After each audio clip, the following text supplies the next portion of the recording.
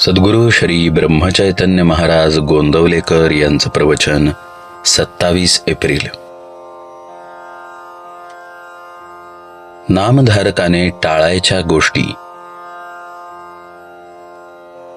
आपले विचार स्वार्थाचे नसावेत. स्वार्थामध्ये अभिमान नेहमी जागृत असतो. स्वार्थी मनुष्याला जगात सुख मिळणे कधीही शक्य नाही. नीतीची बंधने पाळा. परस्त्री माते समान माना. प्रपंचात एकपत्नी व्रताने राहणारे गृहस्थ हे लोक ब्रह्मचारीच होत. परद्रव्याची अभिलाषा धरू नका. त्याला विष्ठे समान माना. दुसऱ्याच्या पैक्याचा अभिलाष धरण्यात आपला किती घात आहे याची नुसती कल्पनाच केलेली बरी. परस्त्री परद्रव्य यांच्याप्रमाणेच परनिंदा ही अत्यंत त्याज्य आहे. परनिंदेने न कळत आपण आपलाच घात करत असतो. परनिंदेमध्ये दुसऱ्यांच्या दोषांचे चिंतन होत असल्या कारणाने ते दोष आपल्याकडे येत असतात. या सर्व गोष्टी सांभाळून तुम्ही नाम घ्या. नामाचे प्रेम तुम्हाला अगदी खात्रीने येईल. हे सर्व करत असताना तुमचे आई वडील, बायको, मुले यांच्या बाबतीत असलेले कर्तव्य करायला चुकू नका आणि त्या कर्तव्यात आसक्ती राहू देऊ नका.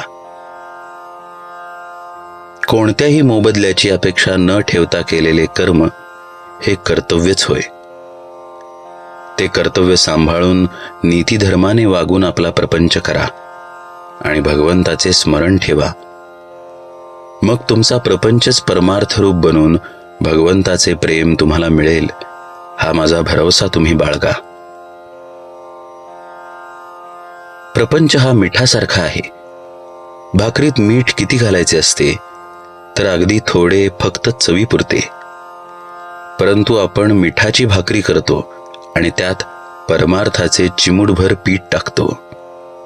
मग ती भाकरी खाता येईल का? खरे समाधान मिळाल्यावर मनुष्य खेळासारखा प्रपंच करतो. त्यामध्ये तो वर चढला किंवा खाली पडला तरी सारखाच राहील. दुसऱ्याने डाव टाकल्यावर तो आपणही डाव टाकील.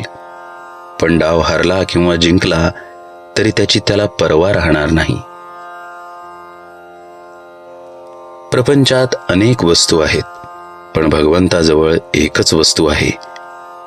प्रपंचात कितीही वस्तू आणल्या तरी त्या पुऱ्या पडत नाहीत, कारण एका वस्तूच्या आणण्यामध्येच दुसऱ्या वस्तूच्या आणण्याचे बीज आहे. पण भगवंताचे तसे नाही. भगवंताची वस्तू एकदा आणली की पुन्हा ती आणायला नको.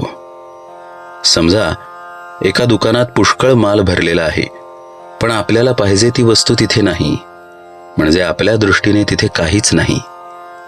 त्याचप्रमाणे सर्व प्रकारच्या मानसिक शक्ती असून तिथे भगवंत नसेल तर त्या असून नसून सारख्याच समजाव्यात.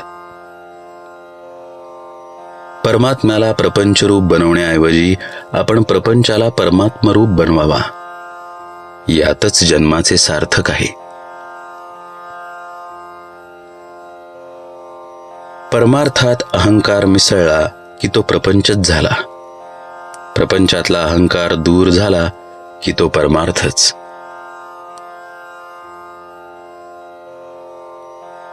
जानकी जीवन स्मरण जय जय राम.